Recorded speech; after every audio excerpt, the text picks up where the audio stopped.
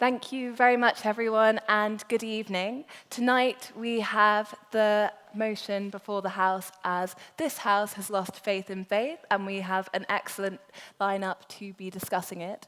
Just a quick notice on how you can get involved with the debate as well. Firstly, during each of our speakers' speeches, you can make a point of information. The detail about how to do so should be found on the back of your order paper, but just to go over it, you can make a point of up to 30 seconds and try to introduce us by saying point of information on that point, or kind of indicating. It's entirely up to the speaker if they take that point. So if they keep speaking, they don't see you, or they say no thank you, please respect that, and there will be another chance to make a point in the floor rounds. Alternatively, they may say yes, in which case please wait for a steward to just get a microphone to you so that everyone else can hear you, and also anyone watching online. Make your point, and please remember to keep it up to 30 seconds. Then the other opportunity to make a point will come after the first pair of speakers and second pair of speakers have spoken. I'll ask for points in proposition, opposition, and also abstention of the motion. Points in abstention will be perhaps a point you want to hear further developed, a question about the debate as a whole, or just a challenge to the motion in general. Again, please try to keep your points to 30 seconds maximum, and remember to wait for a microphone to reach you. Without further ado, I shall introduce our first speaker on side proposition. Ken Follett is a Welsh author who has sold more than 150 million copies of his works, and also a staunch atheist. Ken, the floor is yours. Thank you. Thank you. Madam President, members of the Union, distinguished guests, I was brought up in a fundamentalist Christian family, and we believed in the literal truth of the Bible, every word. But when I was about 13, my father made the mistake of buying by mail order the Reader's Digest Great World Atlas. And the introduction to the atlas explained the notion of continental drift, the theory that the continents are like pieces of a jigsaw puzzle that are slowly drifting apart over millions of years. And this obviously contradicted the Bible story that the world was created in 7 days. The evidence for continental drift is slight. There's the shape of the continents, which seem to fit together in an uncanny way. We know that the Earth's crust moves. We can measure its movement, and we believe that that causes earthquakes. But it's not exactly conclusive proof. On the other hand, what is the evidence that the world was created in 7 days? Well, there isn't any, is there? No evidence at all. And I had this argument with my father. Faith is a belief in something for which there is insufficient evidence. The New York Times once said of me that I had faith in a kind of liberal humanism. And liberal humanism is a term which nicely sums up my philosophy of life, but I don't really have faith in it. If something better comes along, I'm ready to switch. And that's the difference between knowledge and religion. If you had a time machine and could go back and say to Galileo, look, you know that the Earth goes around the sun, but we know that the sun moves too. Galileo would say, my goodness, if that's true, I'm going to have to change my cosmology completely. But if you spoke to his tormentor, Pope Paul V, and said, we actually are pretty convinced that Mary was not a virgin when she conceived Jesus Christ, would the Pope say, my goodness, if that's true, I'm going to have to completely change my theology? No, he wouldn't. He would have said, burn that man to death. The debate we're having today has a long history. At around about the time that this distinguished university was being founded, Thomas Aquinas said that we could learn by observing the natural world. He was actually thrown out of the Sorbonne for saying that. Being expelled from a major university is often a good career move, and Aquinas was made a saint, but that was a bit later. At the time, the orthodoxy was that the mind of human beings is too feeble to comprehend God's creation, and our only hope of knowledge is to have faith in divine revelation. That was the orthodoxy. Not long after Aquinas died, something happened which was a turning point in the intellectual history of European civilization, and it was the Black Death, a plague that killed 1 in 3 people in Europe. And the reason that was a turning point in our intellectual history is that it completely undermined people's faith in the priesthood. You see, at that time, all educated doctors were priests, and they were completely helpless to do anything about the plague. The plague vividly dramatized how utterly wrong were the things that priests said to the people. However, there were informal medical practitioners in the 14th century, apothecaries, barber surgeons, nuns, midwives, witches, and they had a more experimental approach. They tried things. They tried putting a mask of linen over the nose and mouth to protect themselves when talking to plague victims. They tried washing their hands in vinegar. They made lists of the little practical things that you could do to protect yourself from this terrible, deadly disease. Those lists were passed around. We call them plague tracts now. They were passed around, they were copied, they were added to. They became the first medical textbooks that were worth anything at all. And they were evidence-based. Nobody had a theory. Nobody consulted a holy book. They just tried to figure out what would work. This led to evidence-based medicine, which led to evidence-based science, which led to the Industrial Revolution. And at the same time that this admittedly very slow process was taking place, European civilization was coming to dominate the world intellectually and economically and politically. At the same time, the argument in the Mediterranean world went the other way. After having led the globe in science and mathematics, the Ottoman Empire turned around, turned against evidence. I have to check. The philosopher Hameed al-Ghazali, excuse me for not remembering that name, the philosopher Hameed al-Ghazali said in the 11th century that scientific inquiry was un-Islamic. And in the Mediterranean world, that argument won the day. And so as the European world became more and more evidence-based, as we lost faith in faith, the Mediterranean world lost faith in evidence, and European science went up, and the science of the Middle East and North Africa went down. Now, my friends on the opposite side may say that Follett's approach leaves out the spiritual aspect of life. I would like to say that I do not leave out the spiritual aspect of life. Despite my rejection of the Christian faith, I am a churchgoer. And for me, to sit in a church, my favorite service is choral evening song. And to sit quietly and think in a place where people have been doing that for hundreds of years is a profound spiritual experience. But I do not base a belief system on that spiritual experience. When I was at university in the 1960s, I knew several people who based belief systems on profound spiritual experiences that they had had while taking LSD and listening to Pink Floyd. I'd like to leave you with a quote from a great philosopher of this university, talking about what we might call the spiritual or the ineffable. Ineffable means that you can't express it in words. Possibly the greatest philosopher of this university was Ludwig Wittgenstein, who said, "Whereof we cannot speak, thereof we must remain silent." The grammar is a bit Teutonic, isn't it?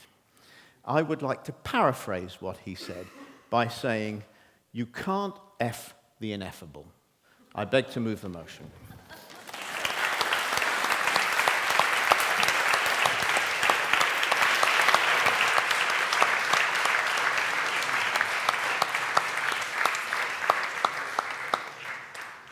Thank you very much, Ken, for opening for side proposition and the debate as a whole.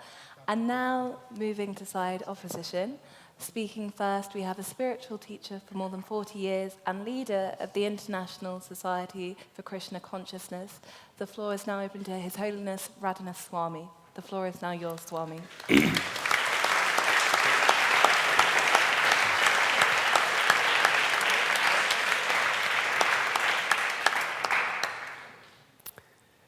Thank you, Madam President and committee.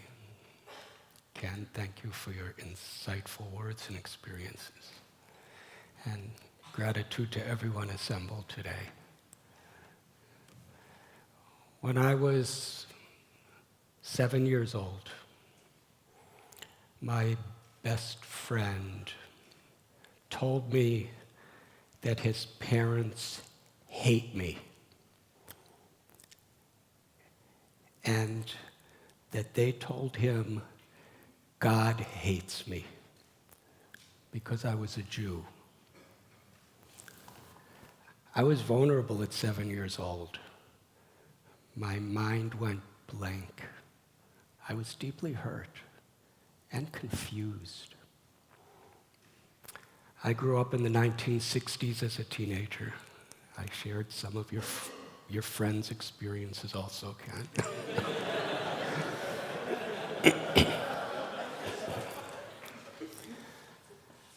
I saw arrogance,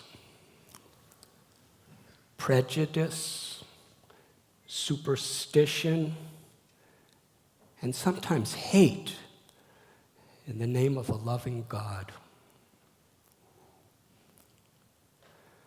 I too lost faith in faith. I came to a crossroads in my life where I either had to reject religion or I had to find something at the heart of great religions that was in common, something that could transform, something that could help us to love and live with compassion. I left my home as a teenager, hitchhiking through Europe, through the Middle East, to India. In fact, I began from London. It took 6 months to get to India. I studied, I learned from people who were deeply committed to their religions. I found beautiful, inclusive-minded people who really were striving to live with compassion. And I also found many people who had very extreme and narrow views, who considered that their path was the only path, and all others were ignorant or evil.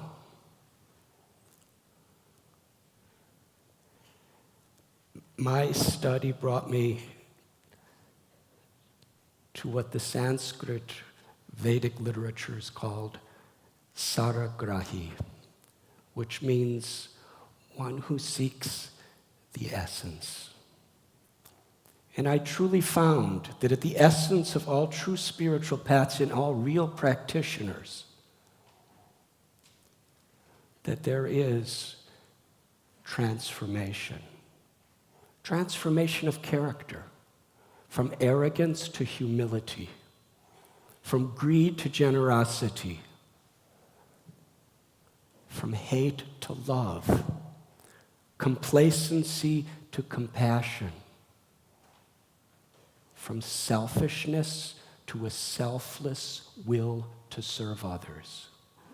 That is the core of true faith.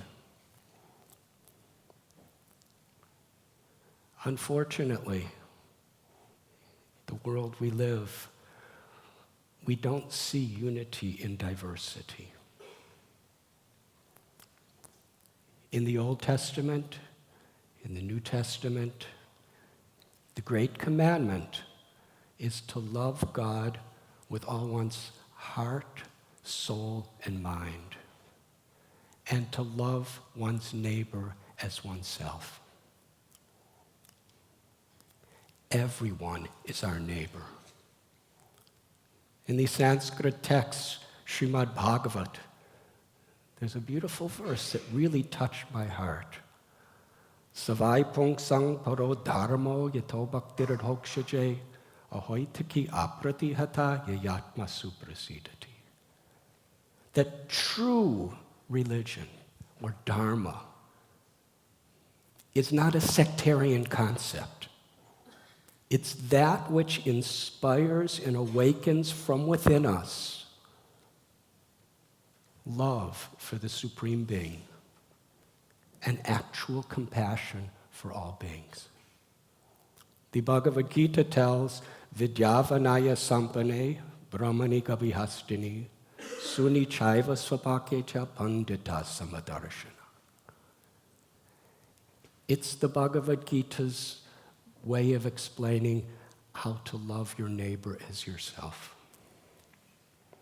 An actually enlightened person, one who is connected to one's spiritual essence, the testimony is that that person sees all living beings with equal vision.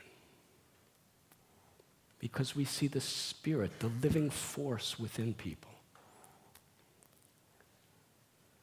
This body is ever changing, and the mind changes much faster.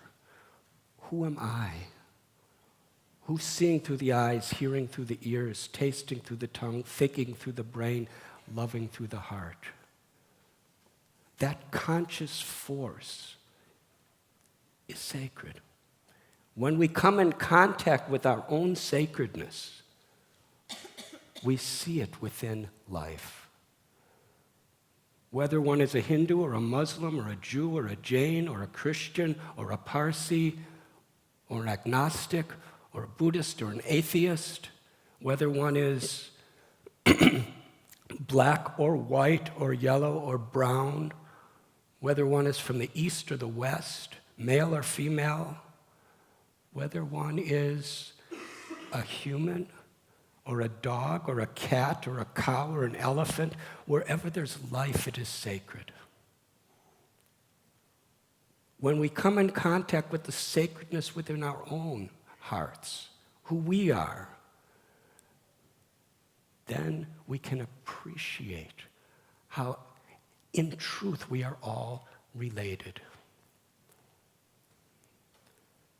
The Bible, Jesus said, what profiteth a person who gains the whole world but loses their eternal soul?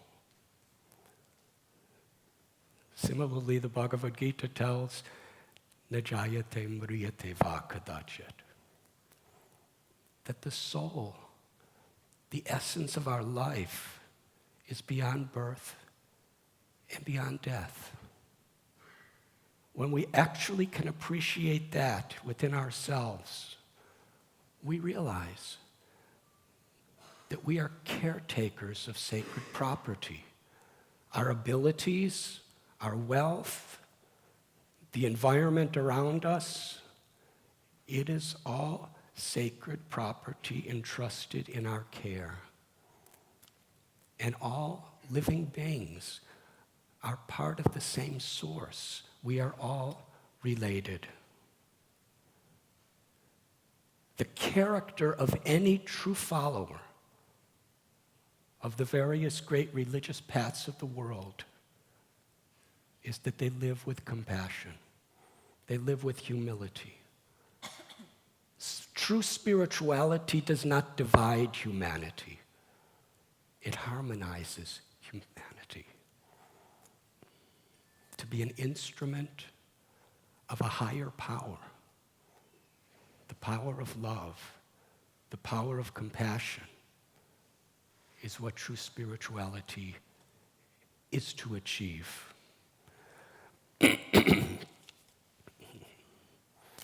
Science, academics, technology, politics, like religion, can be used with compassion, or it could be used with arrogance to exploit. In 1992, I was driving in Mumbai from a lecture late at night. While I was in the car, Hindu-Muslim riots broke out. The places I was driving, I saw dozens and dozens of buildings blazing on fire. I saw numerous human corpses, chopped and stabbed by machetes and knives laying on the roadside. I saw little children screaming, crying, some covered with blood. I remember thinking, in the world we live, there are places where people learn how to hate before they even learn how to reason. At that time, we tried to make a difference. We went to the public schools, some private schools, to teach value education, universal values of character. And we gave examples for each of these virtues from all the various local religions to actually enlighten the students that we have so much in common. Yes, there are so many things to disagree with based on historical interpretations or explanations, based on rituals, based on language. But what is the essence? To love God, to be an instrument of God's love, to find true joy within our hearts and share that joy with others. If our rituals, if our explanation and our historical evidence does not lead us toward the purpose and the goal of religion, which is to love, which is to share joy, then we're going in the wrong direction. We taught thousands of students, young students, what we all have in common. Because you see, there's a vast segment of the world's population that does believe in one religion or not, or another. To actually help people to understand what is that essential virtue that we all have in common. To respect, to appreciate the unity in our diversity is a great need of the world. Actually, losing faith in faith could be a great blessing. Because when we lose faith in sectarian, dividing faith, we have a chance to seriously seek real faith, true faith, the essence of all religions. If we don't lose faith in the artificial, we'll never seriously seek what is genuine. That's the story of my life, and I'm very grateful to share it with you today. Thank you.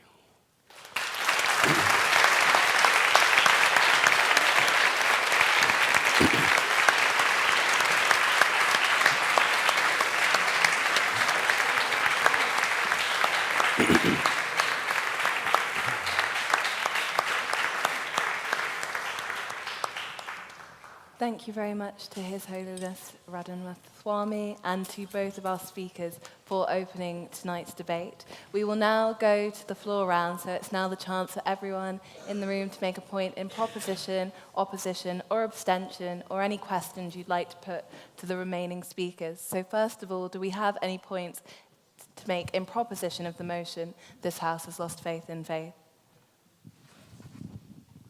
Yes, I think we've got one just over here on the left.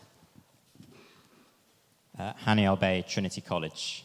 The problem I have with religion is not necessarily that faith itself is evil, but we can't treat it as an ideal that exists independently of human agency. So faith shouldn't divide, but faith is inherently human, and it's misused.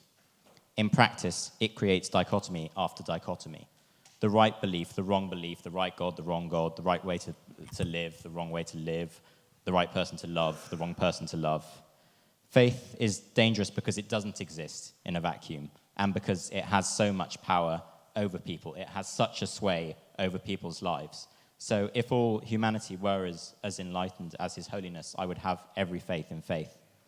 Not in organized religion, but at least in faith. However, in practice, I can't have faith in faith because I don't have faith in human nature.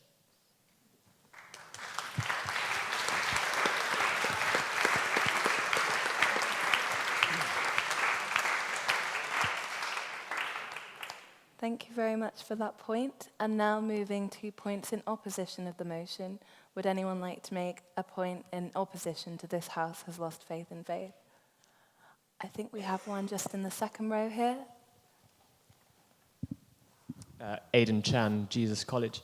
I think it's important to separate faith from religion sometimes because they're not exactly the same, because religion comes with the whole lifestyle and the ethical and moral part of it, whereas faith can be anything from like a good luck charm or crossing your fingers or touch wood or something. It's as the first speaker of the proposition said, it's ineffable. You can't say I don't think that crossing my fingers is actually going to make any difference, but I do it anyway.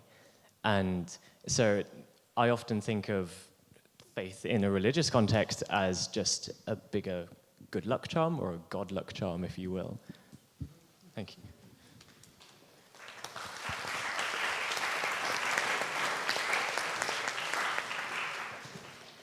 Thank you very much for your point. And finally, do we have any in abstention of the motion, any questions that people would like to put? I think we have one here, just in the blue shirt there. If someone with the microphone.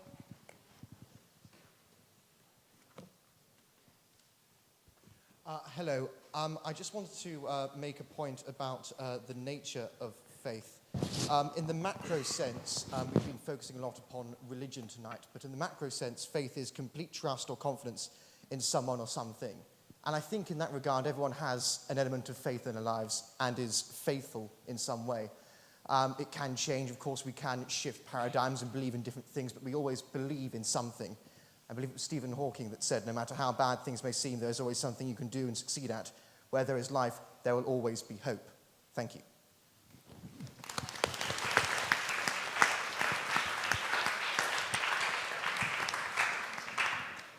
Thank you very much for all of those points there. And now we'll move back to the debate, but there will be a second opportunity to make points from the floor after the next pair of speakers. Continuing for side proposition, we have Sadia Hameed. Sadia is a spokesperson for the Council of Ex-Muslims of Britain. Sadia, the floor is yours.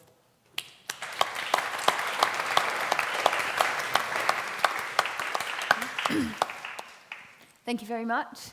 Some very, very interesting points have been made so far. So it's incredibly difficult to have faith in faith, particularly when there are so many horrors in the world that aren't of our making. Innocent children dying of cancer, the spread of HIV and AIDS, malaria, polio, and the recent Ebola crisis, just to name but a few. But only since evidence-based medicine, vaccines, and practice have we begun to manage these afflictions, whilst the church and religious bodies have fought them every step of the way. So, for example, the church contested the use of epidurals, arguing that Suffering is supposed to be a part of childbirth. Labor pain is said to be part of God's curse to Eve for the sin of eating the forbidden fruit. A mother in labor shouldn't try to mitigate this discomfort because requesting an epidural is like nullifying God's righteous judgment. The Church has consistently opposed research into embryonic stem cells. Conversely, scientists have asked for greater research in this area because they believe that they exhibit greater pluripotency, which is the ability to divide into different types of cells rather than, say, adult stem cells. Stem cells are among the body's most versatile components, reservoirs capable of growing into virtually any other human tissue. The Church contests this because embryonic stem cell research entails the destruction of an embryo, and they feel this is morally wrong. They equate the destruction of a mass of cells to the taking of a human life. Furthermore, scientists use cloning to produce embryos in order to harvest cells. And although these embryos are created in a lab environment, the Church contests that personhood begins at conception and hence opposes this line of research too. They argue that embryonic stem cell investigations begin with the ending of human life. In a similar manner, certain sects of Christianity have contested the development and the use of vaccines because some common inoculations have been made using cell lines derived from voluntarily aborted human fetuses. The Church has said, quote, abortion is a grave crime against innocent human life. We should always ask our physician whether the product he proposes to use has a historical association with abortion, and we should ask for an alternative. The Church of Christ and the Dutch Reformist Church have both been known to refuse vaccinations, stating that they interfere with one's relationship with God and that only God can decide when somebody lives or dies. The Church of Christ states that disease is not fundamentally real, but rather something that can be dispelled to reveal the perfection of God's creation. And although the Church advises to use alternative vaccinations, at present there's no alternative for rubella, chickenpox, or hepatitis A. I find it incredibly sinister that a deity that we should have faith in continues to test that faith in the most untrusting of manners. If it was a relationship, it would be considered controlling and abusive. The Church has also opposed the use of contraception in places like Africa, where there are AIDS and HIV and AIDS epidemics. The Church has said things like, yes, of course AIDS is bad, but condoms are worse. The Church suggests that contraception should be limited to married couples who are using it to regulate the size and spacing of their family. They often teach that using contraception to prevent children altogether is not desirable. And it's similar to what's taught in Islam. In Islam, they suggest that you breastfeed for a period of 2 years so that you don't take any form of contraception. Science gives women control over their bodies and their futures. Religious organizations and faith groups aim to reinstate those controls. The Church teaches that using artificial contraception is wrong because it is against natural law. It breaks the natural connection between procreative and unitive purposes of sex. It turns sex into a non-marital act. It gives human beings the power to decide when a new life should begin, and that power only belongs to God. It leads to widespread immorality, damages the institution of marriage, reduces male respect for women, and it gives human beings the idea that they have complete control over their bodies. Research conducted in 2006 evidenced the lack of power of prayer. They found that prayers offered by strangers had no effect on the recovery of patients undergoing heart surgery. On the contrary, patients who knew they were receiving prayer fared worse than those who were not prayed for. they were at higher risk of post-operative complications like abnormal heart rhythms because of the expectation and anxieties that the prayer created. That this person is praying for me and I should be getting better, but I'm not. Hi, my name is Madison, Sydney, Sussex. Hi. Hi, I was just wondering where you got that statistic, because I've read other statistics that have stated that prayer has been proven actually to reduce stress and anxiety. Thank you. So this was a 2006 study. I'm sure if you find it yourself, you look for it yourself, you'll find it. It's pretty easy to come across on the internet. So in Britain, just this September, another study revealed that the proportion of non-believers is at record highs, with over half the population in Britain having no faith at all. On a personal level, a lack of faith has given me the courage to question everything. 15 years ago, when I was questioning my faith, I'd never heard of the term ex-Muslim. Today, our organization has just short of 600 people on record that we're actively providing support for. And we're just one organization. There's countless partners of ours across the world providing countless individuals with support. Many of our members have been taught not to question anything to do with their faith. On becoming ex-Muslims, we have learned to question and critique everything. We start from scratch, and we don't believe anything without reasonable evidence.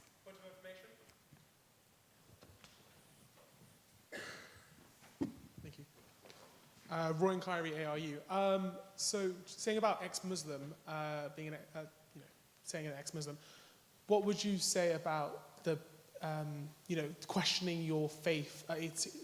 As my understanding and my fellow other Muslims in my community, we're encouraged to question our faith and question, why certain things happen, and question phrases in the Quran and the stories that we've been brought up with, to question them and make our own decision. We're encouraged to make our own decision, not,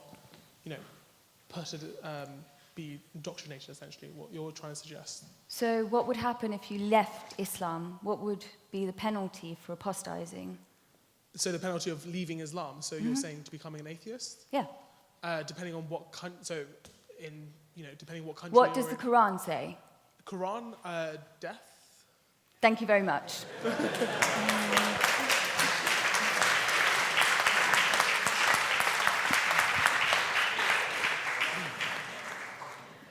So scientists don't mind being proven wrong. In fact, it opens up debate and avenues for research. I have to say, I don't mind being proven wrong. I've changed my mind on so many things, and I'm quite happy to change my mind. It's something that becoming an atheist allowed me, actually. As being a Muslim, I was restricted from asking questions. Faith-based communities do their utmost to control access to education or resources that may stray members away from their faith. A recent example of this was we had a documentary released last year called Islam's Non-Believers, where we talked about our reasons for leaving Islam. The community leaders had advised members of those communities that if there's anybody in your community that is unsure, keep them away from this documentary, because otherwise they will apostatize and leave Islam. Averroes, Ibn Rushd, in his time, suggested that ask questions, question everything, a concept so dangerous that they started burning his books. Evidence-based practice, medicine, and science has improved our lives in so many ways.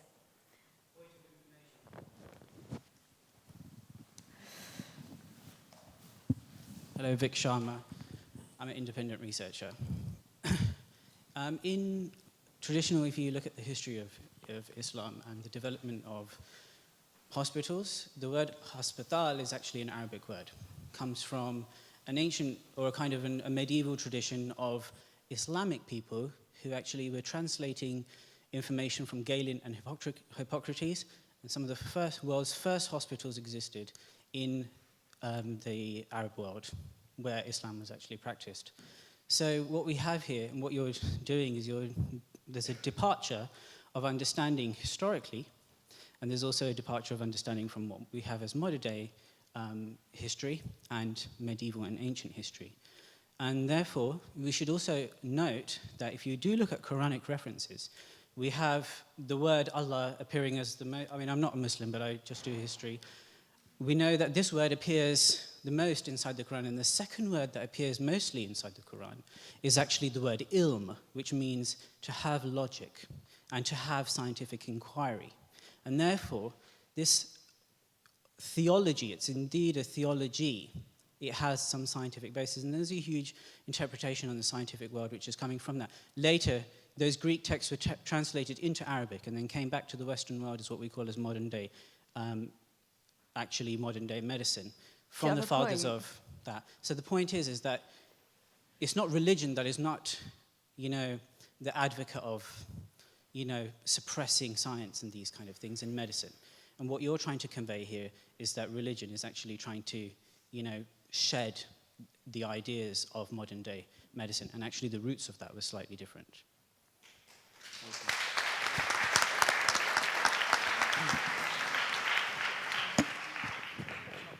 Do you want to go on? I'll do a point of order. Okay. It's where you claimed, or should I stand up? It's Ajahn Brahm, Emmanuel, because I studied here. Still remember there. So first of all, that to say that hospitals are started in the Middle East or in Arab culture, 2,500 years ago, there were thriving hospitals in the Buddhist tradition. There was many, many places, and even there was one evidence in those scriptures, by the way, of brain surgery 2,500 years ago.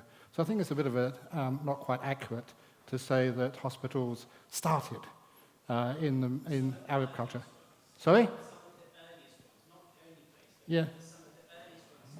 Well, it was, I was quoting 2,500 years ago. So that's I much think we'll earlier. have to return back to Thank you. Sadia now, but we can do more discussion in the main debate. Actually, I was Sadia. nearly done. So I think I'll end there. The only other thing I had to ask Swamiji, actually, you talked about how religion and love go hand in hand. So my question naturally is, do you think that those that have no faith don't have the capacity to love or show compassion or show humanity or lack morals? Because I know for a fact our foundation as an organization is one based entirely on human rights. We want equality for everybody, but we're irreligious, we're, heretics. That was my only question to you, but that's where I'll end, I guess. Well, thank you very much to Sadia and for all that made points.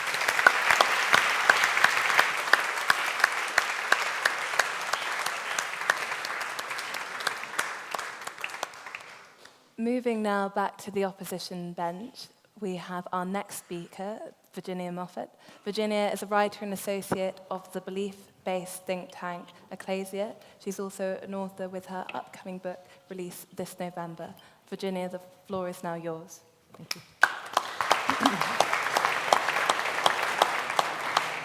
Thank you very much for having me. It's really wonderful to be here, and I've really enjoyed listening to this very, very interesting debate. I'm going to make 3 points on my side of the argument, and I'm going to tell you what those 3 points are, and then I'll just expand on them each in turn. The first point I want to make is that faith remains important to many people, so I don't think it can be easily dismissed. My second point is there might be a sense that faith has been lost because I think the nature of faith has changed in this country, but I don't think that means faith has been lost. I think it's changed. And my third point is, and I think it captures on some things you were talking about, Sadia, is that the faith in the institutions isn't the same thing as faith itself. And we might have lost faith in the institutions for very, very good reasons, but actually faith remains very important. So my first point, and again I'm going to pick on something you said, is to acknowledge you're absolutely right. People of faith are no longer in the majority in this country. 53% of the British people no longer have a faith. But actually 47% of the people still do. And I'd say that's quite a significant number.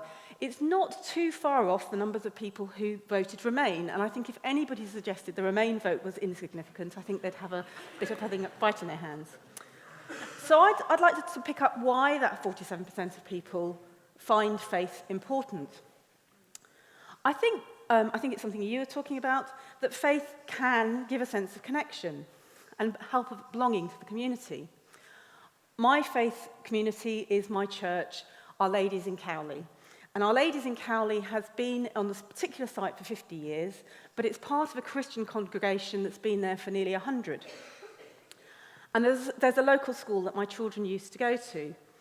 And when we used to walk to school in the morning when they were small, we used to often meet parishioners and nuns coming up to some weekday mass. And they would always stop and talk. And we had a really wonderful sense of people in our community really caring about us as a family, interested in their daily lives, and actually then going off to pray for us. And I'm not somebody who thinks prayer is about making us better, but it's about prayer being held by somebody else and other people thinking about us. And I don't think that that's uncommon. I think that other faith groups would say they have similar encounters in the street. And I actually think it's something that people who don't have a faith, and you mentioned it yourself, Ken, that going to church can be very helpful even if you don't have a faith. And I think that's why we've seen the rise of Sunday assemblies. And I think that's really great that secular people want to replicate that thing that faith groups can bring together. The second thing I think that faith can bring is it can help us mark the important parts of our lives. From birth, we have in the Christian church, which is my church, we have baptism.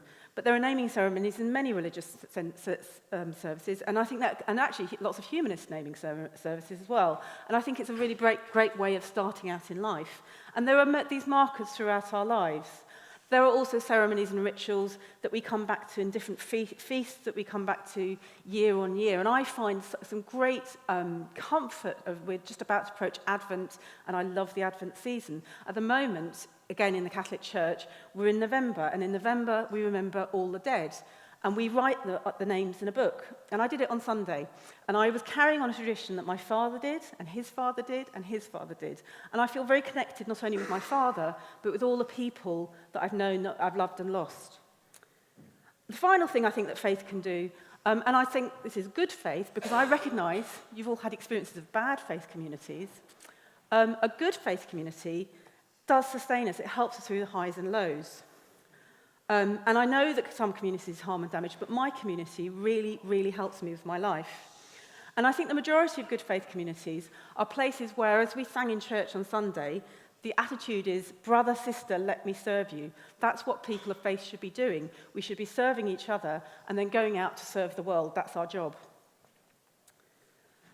I think the second point I want to make is, just because the nature of faith might have changed in this country, it doesn't mean it's been lost.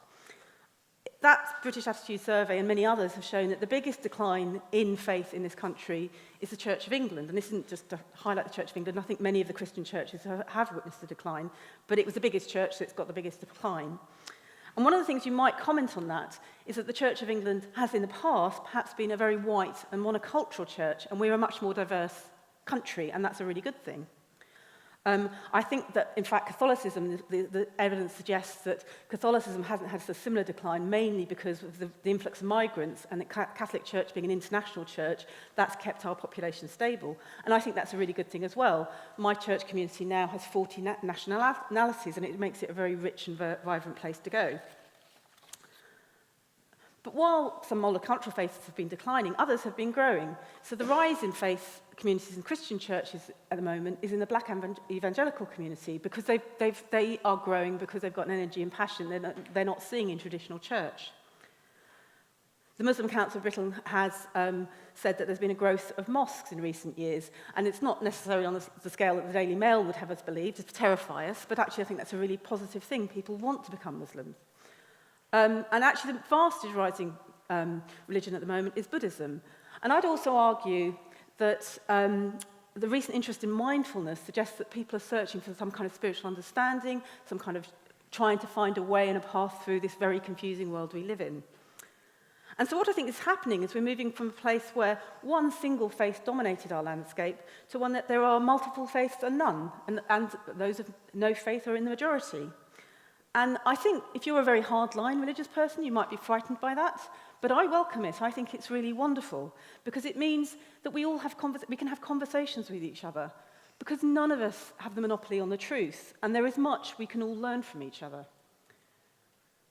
I'm an associate for Ecclesia, the Christian think tank, and we've sought in recent years to promote this idea of understanding and learning from each other. And if you look at Ecclesia, that's often many of the things that we write about. We've had a number of talks that we've had with people of all faith and none on subjects such as sexuality, faith and resistance, Muslim-Christian relationships, and his right to offend sacred, which was a really, really good one. We're not alone in that. Greenbelt, the Christian Arts Festival, has long had a platform for many, many voices. And I was really pleased to see that Reform Judaism has launched Jewish Muslim initiative this year. So being in a multi-faith society, that means tonight I can stand here and do something that was unheard of when I was born, which is stand with my Muslim and Krishna brothers and talk about something that we have in common and understand and believe together. Because I think we're right, we have more in common than separates us. And my final point, I think it kind of links to something that you've been talking about, is losing faith in institutions isn't the same as losing faith. I'm 52. And in my lifetime, I've seen all the great institutions fall by the wayside. When I was a kid, the bank manager was held in high regard, the MP was held in high regard, the vicar was held in high regard, the police, the media. All of those institutions have crumbled because they failed us. And that's what happens to institutions, because I think, as somebody's already said, institutions are human. But for people of faith, that shouldn't be terrifying. That's actually really, really exciting. Because the Old Testament prophets were not inclined to wander in the king's palace unless they came with a rebuke. Jesus did not mix with the rich and powerful except to challenge them. The early Christian communities were not places of power, but places of resistance where people shared in common. And so when faith moves away from being part of the centre of the elite, it goes back to where it should be, in the margins, standing with the widow, standing with the orphan, standing with the poor, standing with the oppressed. And I want to make a point that I don't believe, the point you were making, that means that people of faith have some kind of moral high ground, because they don't. We're just part of this very diverse pattern of people, and we can all work together on many, many issues. So what I would argue is that people of faith can contribute to making the world a better place alongside people who have no faith, and we do that better when we work together and say, let's put our differences aside and see what the issues are. So for that reason, this year I've edited an essay collection called Reclaiming the Common Good, where I brought together a number of Christian writers who looked at issues like migration, austerity, and economics, and made suggestions about how we can make the world a better place. For that reason, I really welcome when religious leaders speak out. My own Archbishop Vincent Nichols, condemned welfare cuts as a disgrace. The Archbishop of Canterbury recently talked about the importance of having a more just and fair economics. And last year, Jewish, Muslim, and Christian leaders joined together to condemn the government's actions on the Calais jungle. But not only that, people of faith act. And again, I want to emphasize, people of no faith also act, and I think it works better when we do it together. But I think with many of the crises that are happening in this country together, if you find hungry people, you find food banks. And I don't think food banks are a good thing, but they are being run in response to need, and many of them are being run by religious groups, many of them being run by non-religious groups too. People of faith are coming together, as they did in Derby, to bring out night shelters, to respond to the closure of night shelters. People of faith are also attacking the causes of those injustices, such as campaigning against austerity and welfare cuts and campaigning for a living wage. Some of you may have followed recently the DICE conference in London, which is a big arms fair. There was 8 days of wonderful protests where the work of the conference was disrupted. On one of those days, so there were 7 days that it wasn't people of faith, but on one of those days, people of faith came together and had what was described as the biggest Quaker meeting in the street, of 200 people who prayed in the street and stopped the lorries coming. Meanwhile, people were abseiling, people were being locked on and being arrested for protesting about the arms fair for their faith. And I want to end up with 2 more peace protesters who are driven by their faith, who you again might have heard of recently. Sam Walton, who's a Quaker, and the Rev. Daniel Woodson, who's a Methodist, were recently acquitted of charges of attempting to disarm a plane that would have gone to Saudi Arabia. The reason that they broke into British aerospace to try and do that was the plane would have been used to bomb people in Yemen, and we all know what's happening in Yemen and our complicity in that. And as Sam said in court, everyone is unique and a special child of God. We are equal and connected. To destroy a human being is to destroy a part of God. It was enough to sway the judge who acquitted them, and I'd suggest it's enough for most of us to accept that there is something about faith that we can all get behind. And that is why I propose that this house has not lost faith in faith, but an outdated concept of what faith might mean. Thank you.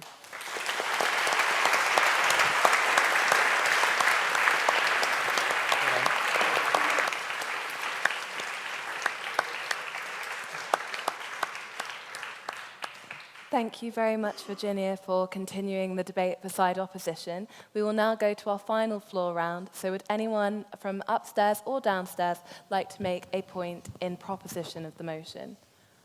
Yes, just here in the dungarees. If there's a microphone that could be sent across, please.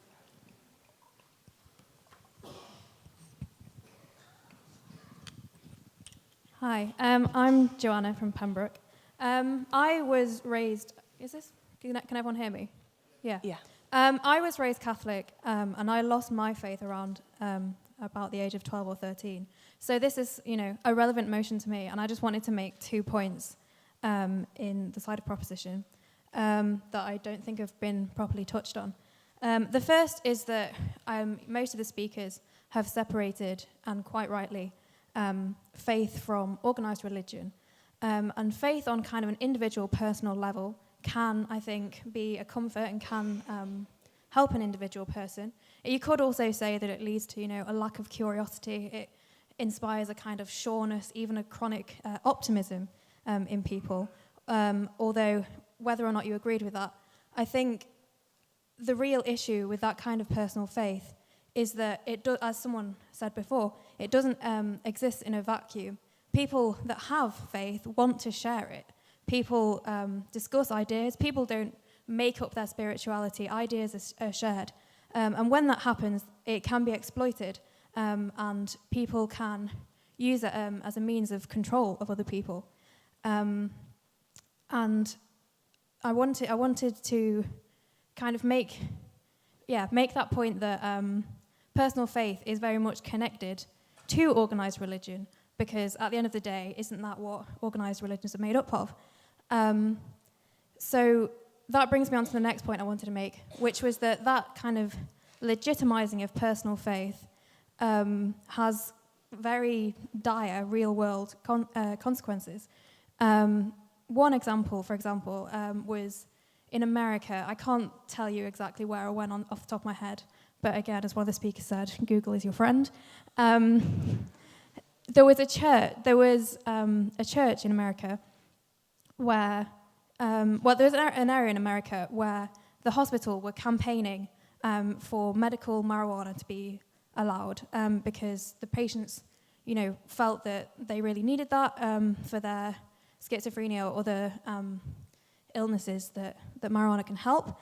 But because of the legislation in the area, they were not allowed that. No matter what they tried to do, they were not allowed their medical marijuana.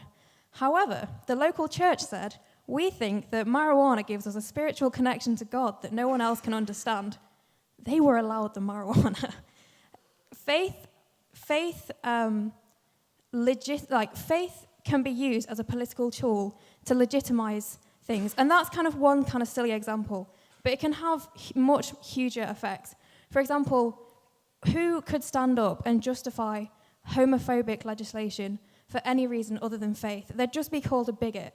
But if you say, God is telling me, the Bible is telling me, look, it's written down in this, several thousand-year-old document, then people, particularly, for example, in America, have their faith in that Bible, and that is going to be, that is much more likely to be allowed.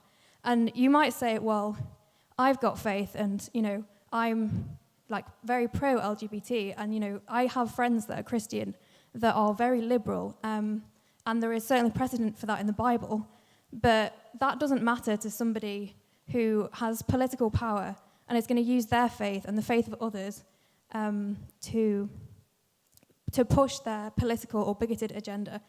And yeah, I can't think of anything other than religion that would back that up in a courtroom or in a political sphere.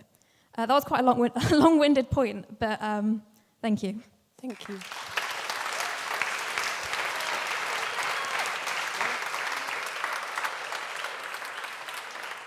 I'm now going to go to points in opposition, and the raised hands to start making points in opposition. It looks like we've got quite a few, so what I will do is try to take, let's take one just on the left there, and then if there's time, if the first one is quick, then I'll take another. So if you want to take one just there with the microphone.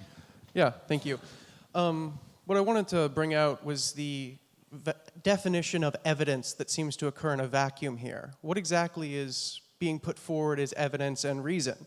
Is it the evidence within the framework of logical positivism that only scientific or logical truths can be considered valid? Well, this has been almost universally dismissed by the vast majority of philosophers of science and epistemologists.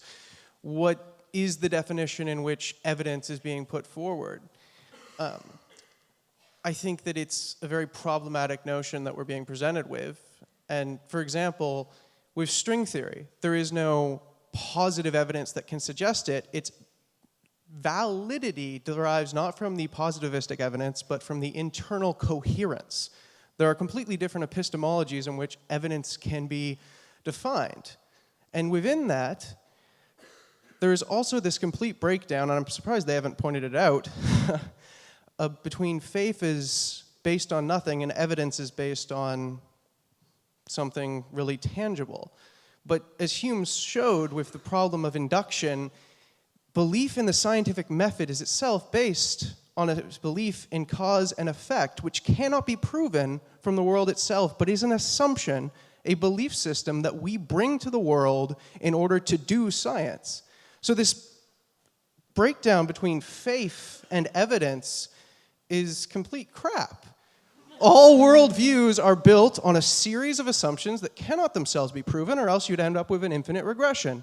The question is which series of presuppositions we are going to adopt and which ones we're not.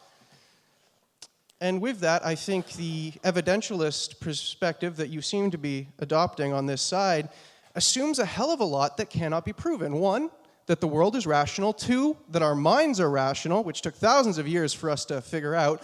Three, that there is a correspondence as such that the mind can access the world without being hindered by the filters of society and the categories that we impose on the world, which is a hell of a lot of assumptions that philosophers are still really debating today. I really don't think you've defined or provided a definition of evidence or of reason that is satisfactory. And I'd also kind of disappointed in this side for not questioning that and reevaluating what faith means as if there was a way in which we could live without presuppositions. Anyways, thank you. Thank you for your point.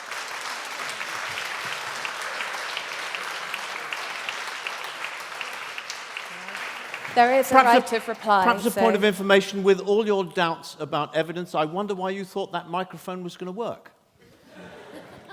And moving now, we will have to move to points in abstention of the motion for reasons of time. But again, do remember that you can finally raise points as interventions in the final pair of speakers. So in abstention of the motion, again, there are lots of hands. If we just go to over here, please. Sarah from Homerton. I just wanted to point out that it seemed that both sides focused the bulk of their arguments on the results, the outcomes of people having faith, rather than the nature of the faith itself. So in philosophy, we talk about pragmatic encroachment, weighting a belief on the outcome of what that belief will have on your life. So whether you are a good person or a bad person, whether you support evidence-based medicine or not. And that it should be separated from determining whether faith is true or not, even whether you believe there is a capital T true, or whether it has substance in it of itself. And I would like to ask both sides to perhaps touch on that a little bit more in the final speeches. Thank you.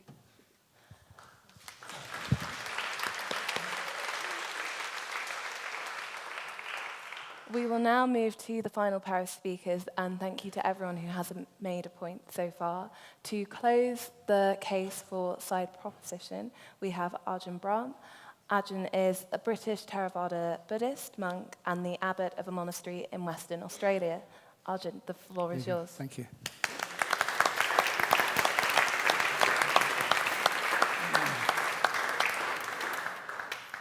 Excellent. I began my journey in theoretical physics here a long time ago. So I'm still a member of Emmanuel College, and it's wonderful to be here. But first of all, I'm a Buddhist, an atheist, and a scientist.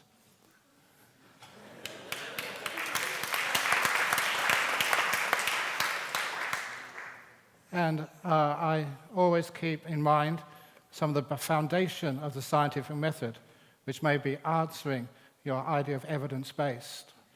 And that was that from Francis Bacon, yes, who was one of the founders of the Royal Society, who said that we put up a proposition and we do our damnedest to try and argue against it, to try and prove its faults and fallacies. Not only does that give us some growth, but it also puts aside ideas, propositions, which have too many flaws in it. There is a perception that we should follow truth, and truth is something which is always going to be work in action, never finished, but we also use to challenge, to find the faults in, and that has always been where in science and also in religion we have been able to make great progress. So first of all, there's a commitment to truth, and there's an understanding that that truth will be beneficial to people. And of course, it's not just in the UK that many people are losing faith in organized religions. And when people ask me, well, what about Buddhism? Please, Buddhism is not a religion. Sometimes we say it is a religion, but that's usually for tax purposes only. But it's a religion which doesn't have a belief in a God or a permanent soul. It doesn't fit in. So first of all, I want to make the point that we don't believe in a God, a creator God, in Buddhism, which made it acceptable to keep my science, to keep my brain as well as my heart. And it's also not true, as far as I understand it, that you have to have a belief in a supreme being to have love and compassion. And in fact, I believe really it's the opposite. That the idea of a supreme being, a monarch, somebody who's in the top, the peak of control of us, to which we must submit. The idea of submission has been the cause of so many problems in our society.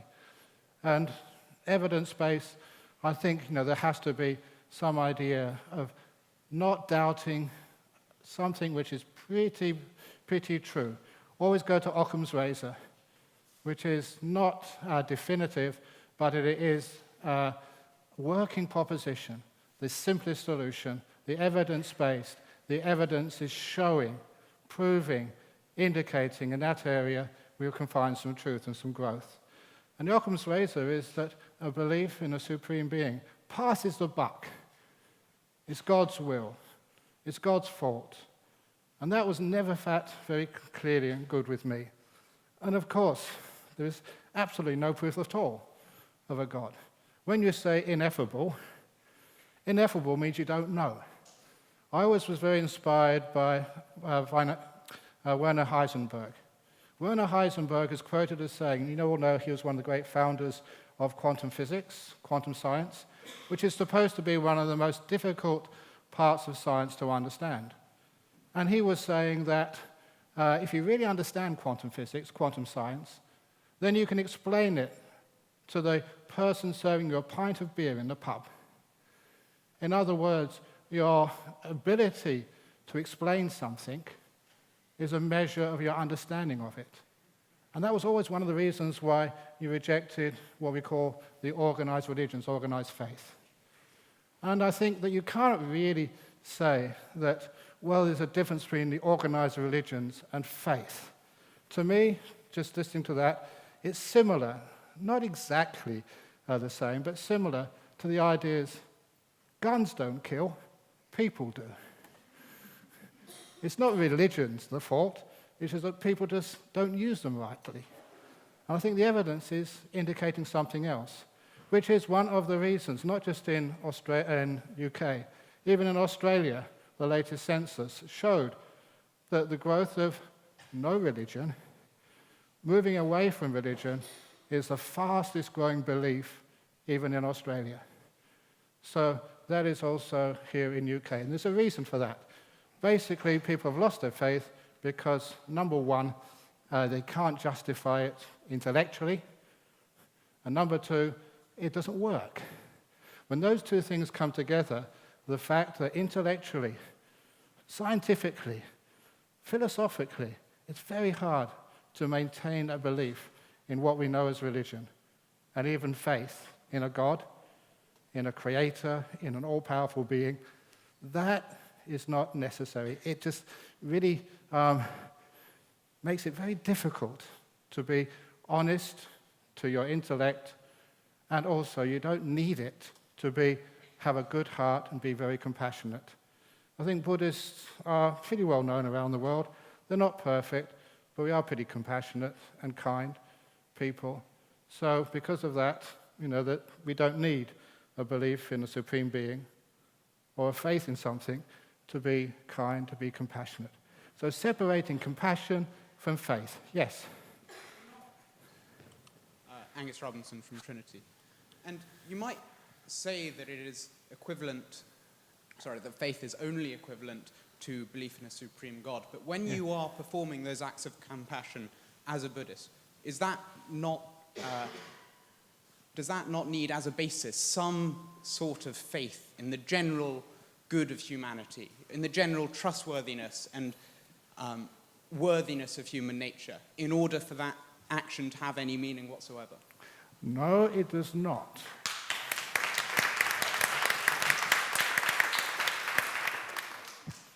There is a natural tendency of human beings. People who have no religion, never been to school, who never been, please excuse me, but indoctrinated in a particular type of belief system or culture. Some of those people are naturally kind. And sometimes it is the beliefs which actually stop people being kind, which actually hinder it. That is my experience. So I disagree with you there. And that's my evidence base of personal experience. And that is also an important part of evidence, personal experience. Can I ask another one? Yes, go on. You say that often it's the beliefs that are causing the lack of compassion, but if it is a kind of dogmatic set of belief, Westboro Baptist Church saying, go to hell if you don't do this, this is what you need to do, does that really fit with the definition of faith that we started this debate with? That faith is about saying, you know what, we don't have this kind of traditional evidence, but this is what I reckon it's going to be. I'd say that the kind of dogmatic, negative, controlling kind of religion is that says to people, you should not come up with your own ideas. You should not see what it is you have faith in. This is what you should do. And what we've heard from the opposition are people saying, not you should do this, but this is what I feel is right, and these are the things in which I have faith. And when we think about faith like that, I think we probably get a nicer kind of faith, and a faith in which we can probably have faith. Thank you. Yeah. I think one of the flaws in that argument, sir, is that we always think that, yes, faith is not the problem. We can just tweak it. We can actually make it more free, more liberal, and less confined, by dogmas or traditional religions. But it's not the case. That faith, the belief without supporting evidence, which is not just scientific evidence, personal, experiential, I think that is the problem. So instead of having faith, we have inquiry. Faith is almost like a belief in defiance of reason, a lazy acceptance of some idea without really pushing it further. One of the reasons I love this university was because we were taught always to question, in my day anyway. There's a saying which I learnt here, where everybody thinks the same, no one thinks at all. And some of that faith stops inquiry. So if you have faith in no faith, fine. Josh Kimling, Christ College. Yeah. On that idea of people where everybody thinks the same, nobody thinks at all, I ought to let you know that I work for Varsity. I'm going to get the sack for this. You might be interested to know that Varsity will never print a pro-life piece. They will never print a piece in favour of abortion. During my time at Varsity, I've been there for a year and a half now, at least 4 pictures have come in along that view saying, why don't we have this debate? And they say no. So this idea that the rationalist secularists are, or to flip around, the idea that the faith-based people are the only people who are being dogmatic is perhaps open to question itself. Yeah, indeed.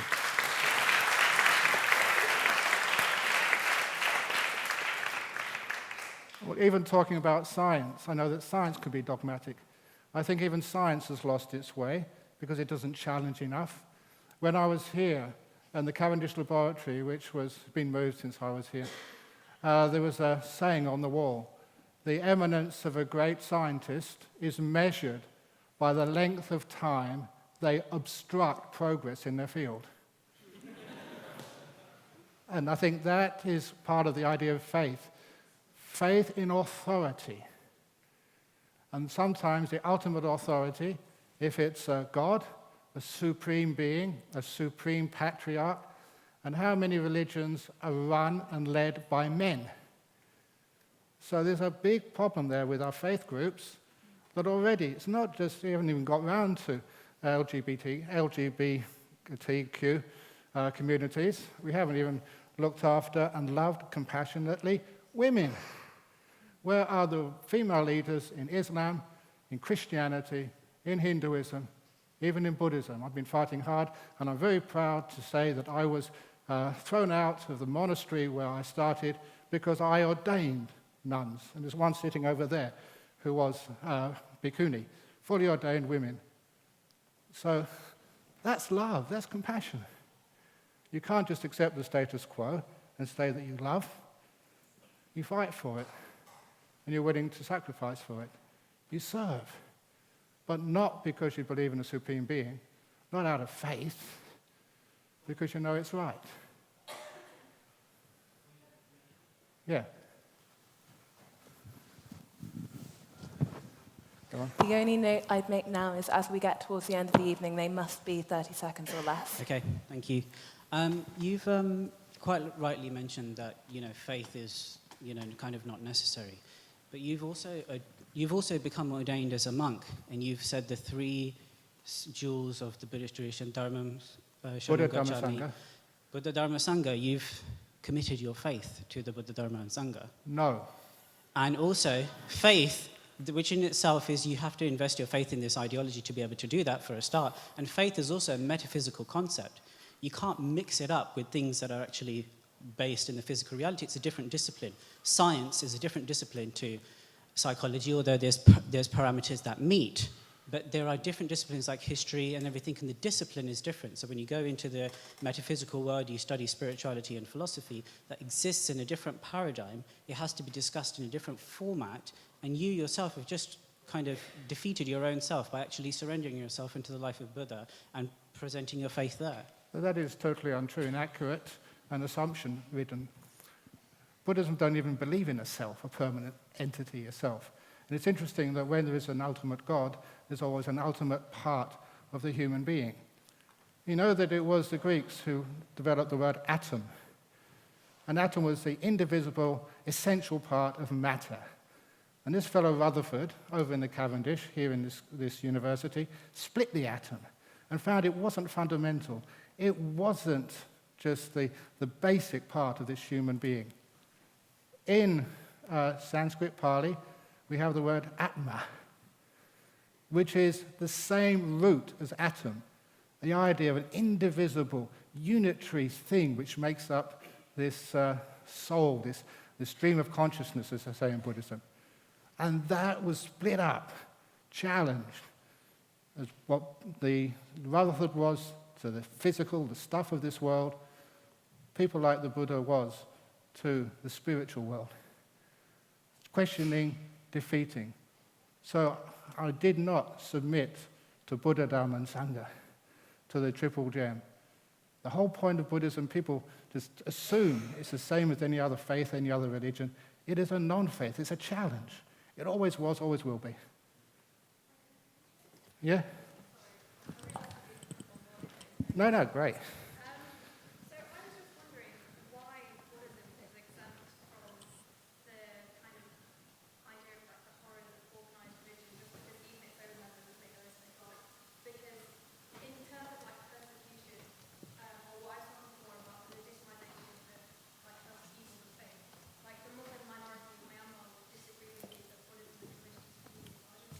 Yeah. It is the people who are creating violence in Myanmar. They're, by their very definition, the very essence, they're not Buddhists. They're not Buddhist practitioners. They identify with an idea without really understanding what it truly is. So I reject them as being Buddhists. If you're an atheist and you believe in the Supreme Being, you're not an atheist. So if you believe in such violence, then you're not a real Buddhist. I'm sorry, but that's the answer there. Yeah. Did you just say that those aren't true Buddhists? Yes, they aren't. They're not. They're not practicing Buddhists. So you disown them. You disown them. In other words, they're human beings, distorted, deceived, not really understanding what's going on. Because of that lack of questioning. Yeah. Remember that the history of Myanmar was one which was dominated by the military government for so many years. You know, out of fear, there hasn't been much growth, much understanding, no ability to question. The hierarchies were very, very strong. So they're just basically coming of age, doing it really terribly. Hopefully in the future, they will be able to be real Buddhists. Yeah. I'm afraid we're now in the final minute of speeches, so of the speech, so there's no more time for interventions in this speech. Okay. But Brahm, if you'd like to make your closing remarks. Okay. There must be a reason if you respect the human beings in most educated, advanced countries. Why is it that people are moving away from faith? I think that is pretty sure evidence-based, and I think it'd be very hard to actually argue against that. So people are moving away. And when you said it's only 53%, 75% of those who are still maintaining faith are elderly. Young people are moving away from faith, from all faiths. And this is one of the problems. Why? Because faith promises much and delivers little. Thank you very much.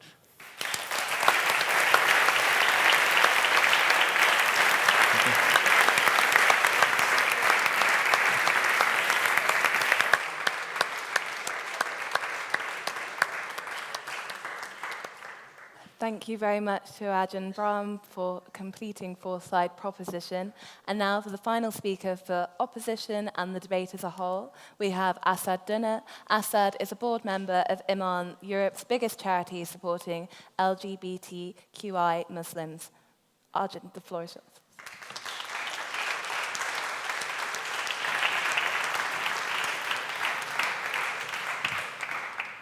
So, as a Muslim, I'm going to start with a confession. I am a believer.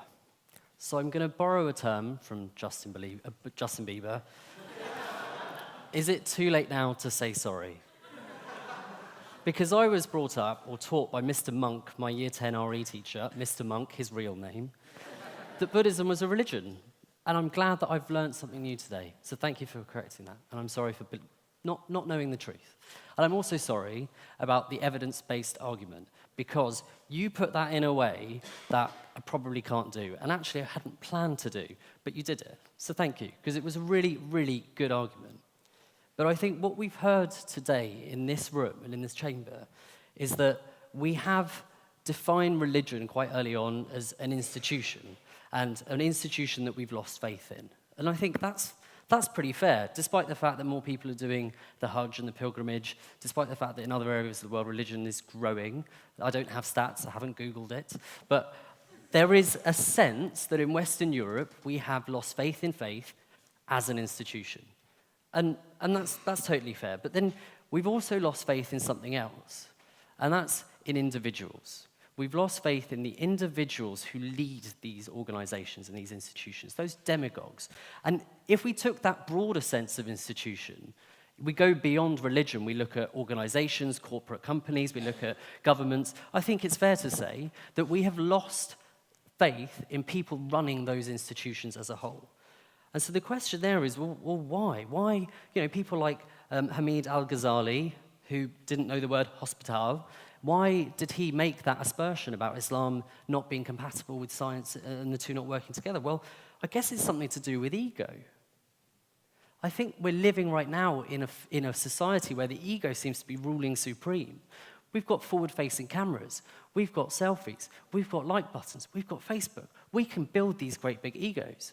And the people doing that are the individuals leading these institutions that we are bandying around with this term faith.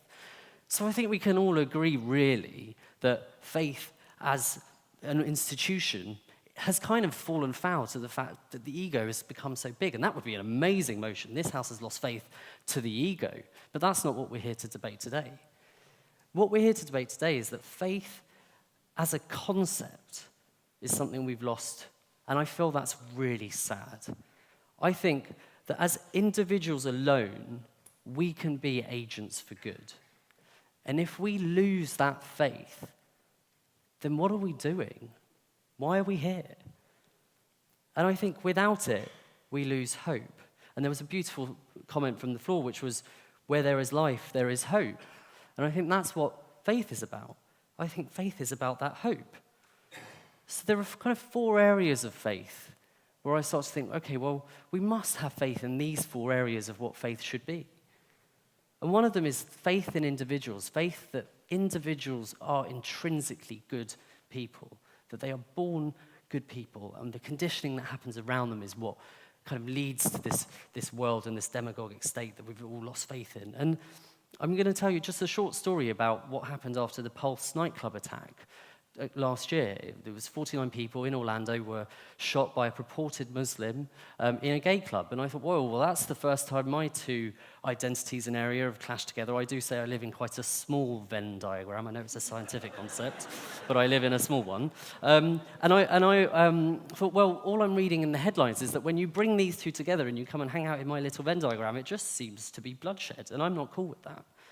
So I organised something called the Big Gay Iftar. Now, for people who don't know, Iftar is the fast opening meal during Ramadan, and it was Ramadan at the time. And I thought, well, I'm going to do that, and I just need a place for people to get to. So I called my friend who is a priest, and he said, well, why don't you have my church?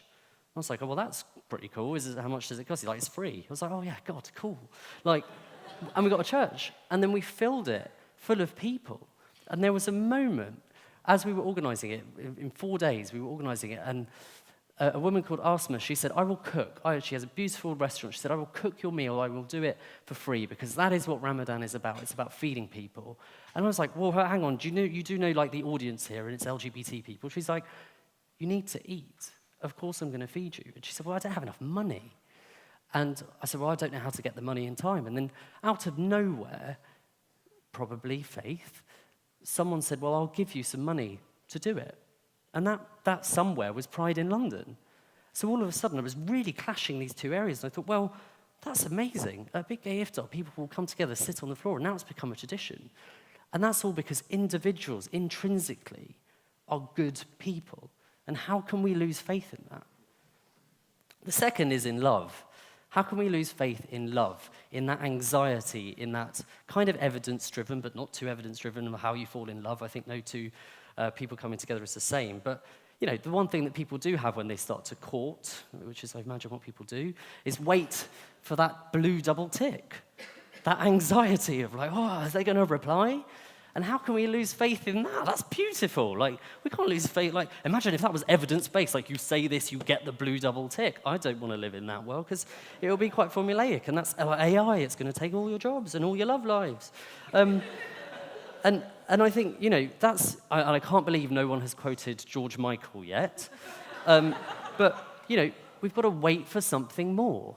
There's that feeling right? That you've got to have faith. And there was a question earlier, Ken, about, well, you know, who believes that the world was made in 7 days? Craig David, the rapper. He believed that his life was made in 7 days. Yeah, well, you know, but I don't believe in those kind of ego-driven individuals, and Craig David is one. The faith, and so the third area is kind of the faith in the journey of life. I think we've all got that. 12 years ago was the last time I was in Cambridge, and it was around this time of year I was here for my interview at Downing College. Now, if you're wondering how that went, I should have stood up and went, Asad Dhunna, University of Warwick. But over those 12 years, a lot has happened, and I've had faith in what's happened to me. You know, I was massively in the closet at the time. I really wondered about how these, you know, what would happen? Should I believe? What do I do? And, you know, I came out, and then I had a couple of options. One of them was apparently I should die. So, whew, missed that one. But I could have done something like join the ex-Muslim council. But I joined Imaan, and Imaan is an LGBTQI Muslim charity, and has a similar number of people, possibly more, but I'm not one for that. And that's full of people who are struggling with their sexuality and questioning their faith, like me. And I feel like every time I question it, I just get better, because I'm like, I know the hole, and I know the flaw, and I know it's there. And I'm allowed to say it's there, and other people are allowed to point that out to me as well. And there's something about that. There's something about being a minority in a minority, right?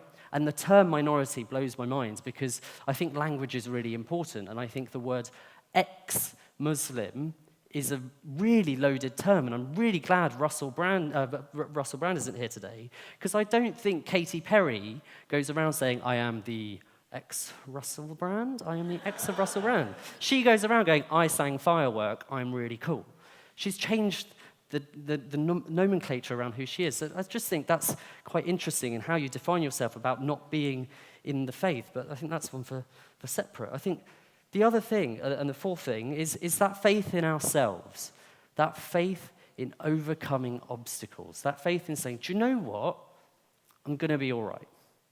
And I think in a group like this, of such young, talented people who will be future leaders of the world, to lose that really, really scares me. And I think what made me so sad was the point from the floor over here, which was that, you know, we've lost faith in human nature.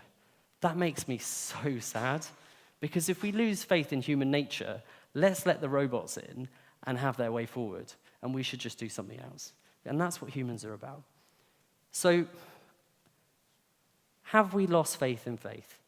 Yes, if we define faith as institutions, and institutions led by demagogic figures who grow into power and have egos. But really, we've got to have faith.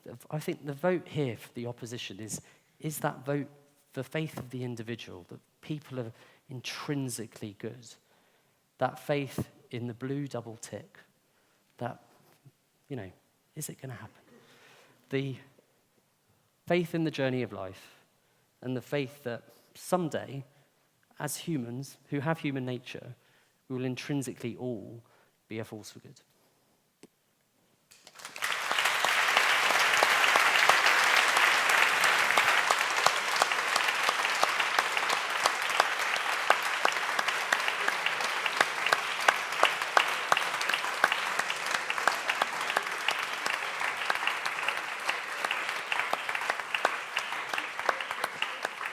Thank you very much to Asad and to all our speakers tonight.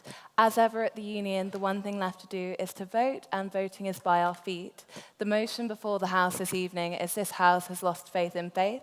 If you would like to vote in favour of the motion in proposition, please walk out of the right-hand door marked ayes. If in opposition of the motion, out of the left-hand door marked noes, and if in abstention, through the centre door. Thank you very much for being here tonight.